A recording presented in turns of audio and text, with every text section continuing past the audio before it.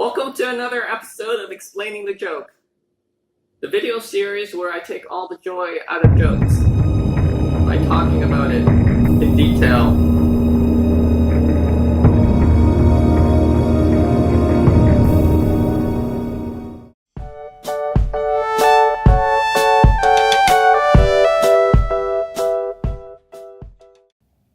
The sound of the tiniest violins, or the sound of how much comedians make in Canada.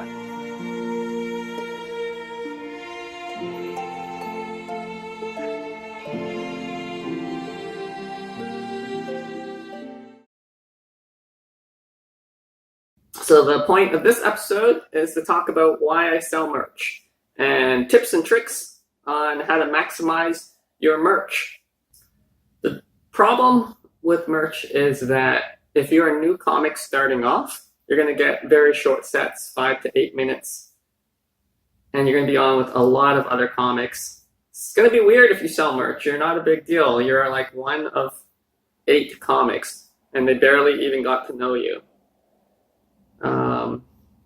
I'd say start to introduce merch into your life when you do at least over 15 minutes. That's a good chunk of time for an audience member to like bond with you and really get to know you and like you. And then if you sell something after the show, they might be more likely to buy it. When I started to think about merch, I thought about the cons. The biggest con of selling merch, I think, is carrying it around with you. Most people sell either the album or t-shirts. I don't have an album out yet. I think I'm gonna try to make one this year. But t-shirts was my other option. And the problem with t-shirts is that you have to have different sizes. Not everybody is the same, right? So you have to have extra small, medium, large, extra large. You gotta have like a bunch of them. You gotta carry these giant boxes with you everywhere. I don't have a car. I'm not gonna carry a box of clothing with me onto the subway. Started to think, what can I sell that's really small, light, and I can just carry it around in my backpack almost all the time. I came up with buttons, pins. Here are some examples. No, this way. Here are some examples of the buttons I sell. This is my CGI. No, it's not CGI. There's nothing computer generated about. It's just a JPEG. So the merch helps me supplement my income. There are times when the merch I sell after a show is super close to how much I even got paid to do the show. Merch is it's great because like it's a nice way to talk to people after the show, like the people that enjoyed my comedy and they want to talk to me now.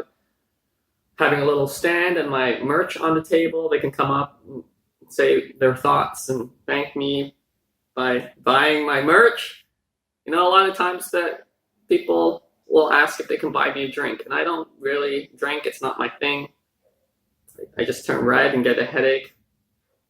So then I usually say, oh no, I don't really drink, but you know, check out my buttons. A lot of times people just want to, because there's no tipping, right, in a stand-up show. Like, if you do better or if you bring more joy into someone's life than another comic, can't really tip you. So usually they'll want to buy you a drink or want to talk to you. This is a nice way that, you know, they might not necessarily even want a button or like buttons, but instead of like, here's money to you, that's weird, right? Like, they can support by buying like this useless thing that they'll probably never wear and just have in the bottom of their purse or backpack.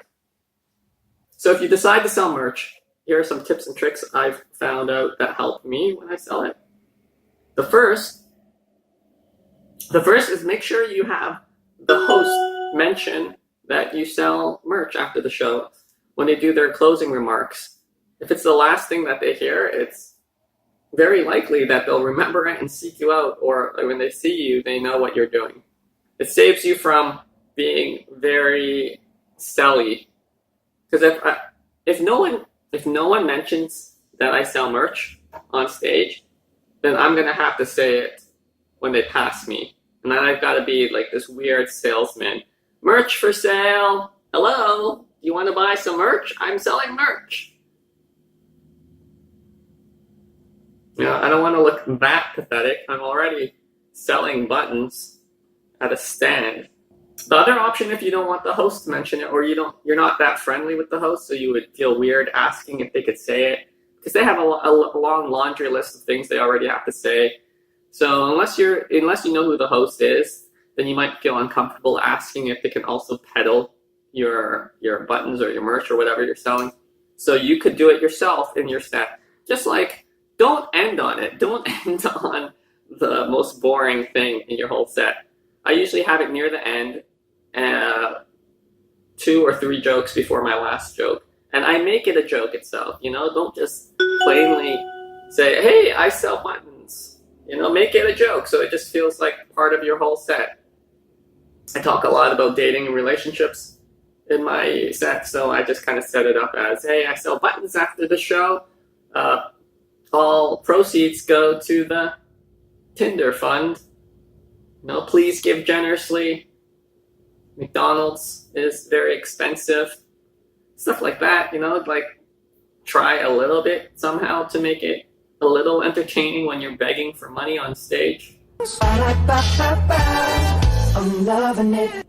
Another trick I learned was there's an app that makes your phone look like an LED scrolling thing. So it'll be like neon colors, and it'll just say merch for sale or whatever you type in. It'll just like scroll across in neon colors, that dot matrix kind of look. And it's eye-catching, and it explains to people who didn't hear that you're selling buttons that you are. Put your price on there. And speaking of prices, I found that for buttons at least, that Pay What You Can has done the best for me. The buttons cost very little. So like even if someone throws in $1, I'm making a lot of, like way more than the button costs. So Pay What You Can, if you priced it at $5 or whatever, those people who threw in $1 or $2 would not have even gotten any. And then there's times when there are very generous people who will just throw a 10 or a 20 in for a pin, you know? And if you priced it at, again, $5, $2 or whatever, you're not going to get that.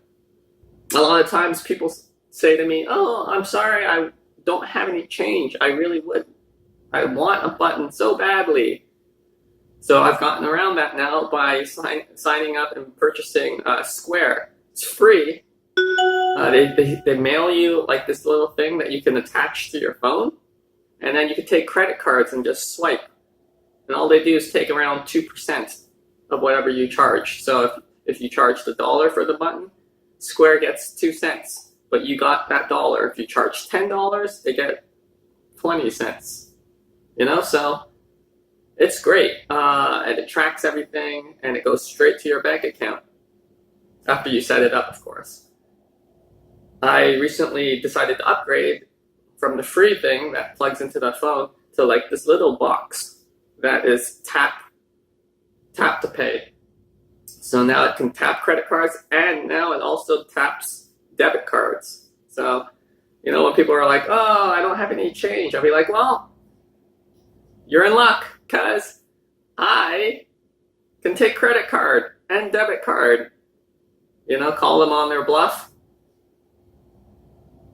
No excuse now.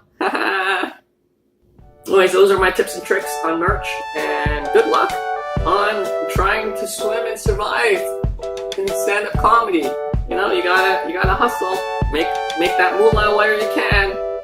So I think merch is a good way.